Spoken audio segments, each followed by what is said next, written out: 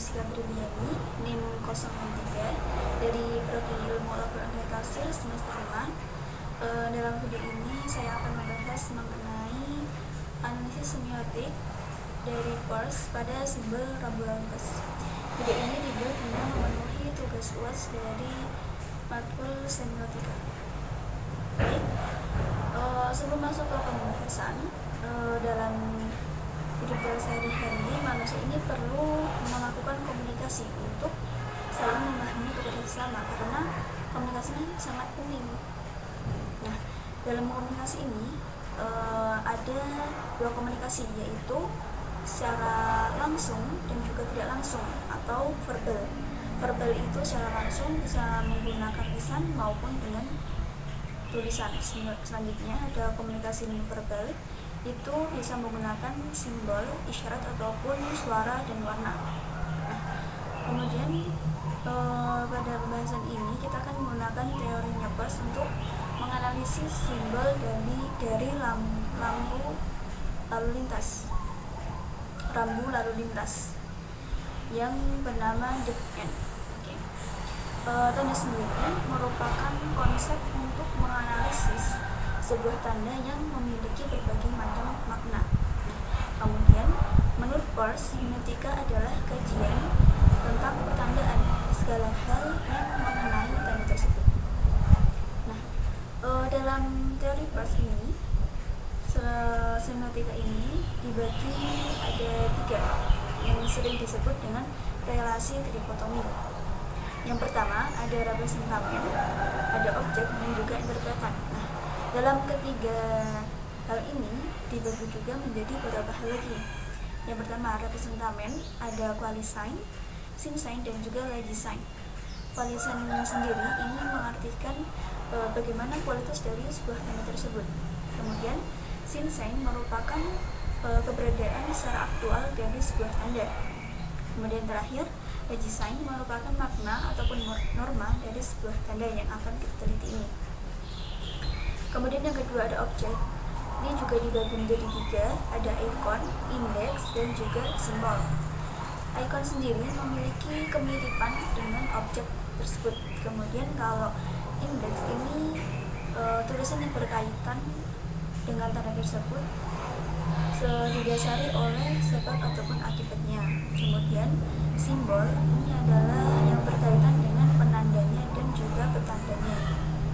Yang ketiga ada interpretan. Ini juga dibagi menjadi 3, ada rem, design sign, dan juga argumen. Rem sendiri dimaknai berbeda dengan makna aslinya. Kemudian design sign ini sesuai dengan faktanya atau kenyataannya. Kemudian argumen adalah memuat tentang alasan dari suatu hal tersebut. Nah, selanjutnya kita akan menganalisis dari tulisan dead end di rambu lalu lintas. Pada gambar ini menunjukkan kalau titik ini berada di pinggir jalan, ya, warnanya ada kuning, hitam, dan juga ada tulisan dead end. Kita analisis dengan representamennya. Jadi dalam gambar ini representamennya itu ada simbol lalu lintas yang dinamakan dead end. Jadi dead end ini merupakan analisis representamennya. Kemudian objeknya di sini ada warnanya ada kuning dan juga hitam. Ada garis hitam dan juga tulisan dead end. Ini masuk ke dalam objek. Kemudian dari interpretan ini kita akan menganalisis warna-warnanya.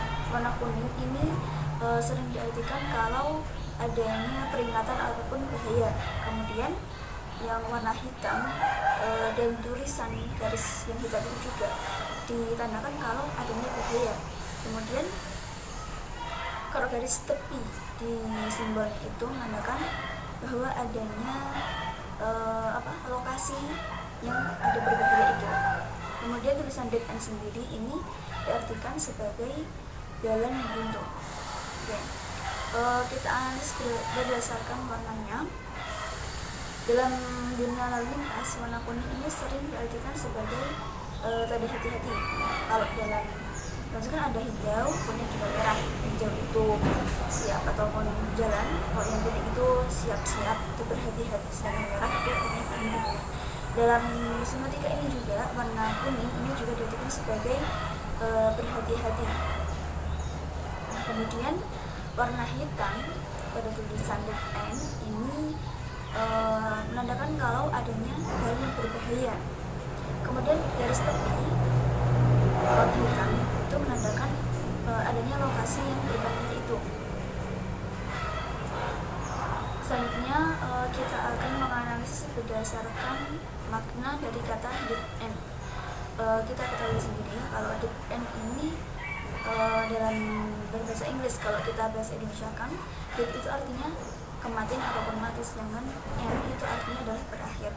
Jadi kalau disatukan, dead end ini bukan berarti akhir kematian, melainkan jalan buntu. Jadi dapat kita simpulkan bahwa komunikasi ini dibagi menjadi dua, yaitu verbal dan non-verbal. Verbal sendiri secara lisan, dan non-verbal bisa melalui perantara sebagai syarat ataupun isyarat ataupun warna dan sebagainya. Nah, kemudian dalam kita menganalisis tanda dead end di dalam rumus ini, kita menggunakan teori semangat dari Peirce.